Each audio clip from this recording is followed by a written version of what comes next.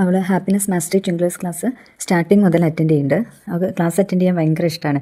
വെക്കേഷനിൽ ഞാനൊരു 4-5 ദിവസം ഇല്ലാഞ്ഞിട്ട് പോലും കറക്റ്റ് ടൈമിൽ അവൾ ക്ലാസ്സിൽ ജോയിൻ ചെയ്യുമായിരുന്നു. അവൾക്ക് ഈ ക്ലാസ്സിൽ വന്നതിന് ശേഷം നല്ല മാറ്റമുണ്ട്. അത് അവൾ എണീക്കില്ല.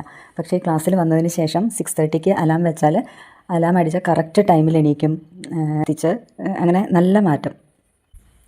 അതുപോലെ തന്നെ വീടൊക്കെ ആകെ അലങ്കോലാക്കിയിടുമായിരുന്നു. അവളെ ബുക്സും കുറേ ക്രാഫ്റ്റ് ചെയ്യുന്ന സാധനങ്ങളെല്ലാം കൂടി ആകെ അലങ്കോലാക്കിയിടുമായിരുന്നു. പക്ഷേ ഇപ്പം എല്ലാം വീടൊക്കെ നീറ്റാക്കി വെക്കാൻ ശ്രമിക്കുന്നുണ്ട്. അവൾ ആക്കി വെക്കാനും അതിനൊക്കെ നന്നായിട്ട് എഫേർട്ട് എടുക്കുന്നുണ്ട്. സാറ് ക്ലാസ്സിൽ ഒരു ദിവസം പറയുന്നത് കേട്ടു, വീട്ടിൽ അമ്മേനെ സഹായിക്കണം എന്നൊക്കെ.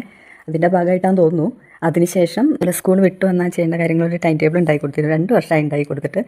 അതായത് ഒരു 6 മണിയാകുമ്പോഴത്തേക്കും, അതുവരെ കളിച്ച് 6 മണിയാകുമ്പോഴത്തേക്കും വന്ന് കുളിച്ച് വിളക്കൊക്കെ കത്തിച്ച് നാമം ജപിക്കണം.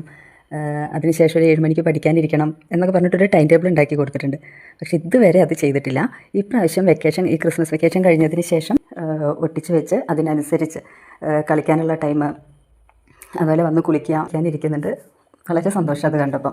ഇനിയും ഇതുപോലെയുള്ള ഇനിയിപ്പോൾ ഈ വെക്കേഷൻ കഴിഞ്ഞിട്ട് പിന്നെ നമുക്ക് സൺഡേ മാത്രമല്ലേ ക്ലാസ്സുള്ളൂ. ഭയങ്കര സന്തോഷമുണ്ട് അതിൽ.